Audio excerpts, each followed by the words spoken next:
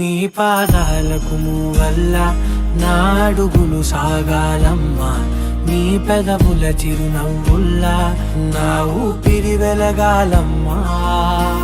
నిరంతరం చంటి పాపల్లే ఉండాలి నేనెన్నాళ్ళకి, నిన్ను దిలెంతగా ఎదగాలనుకోనే అమ్మా.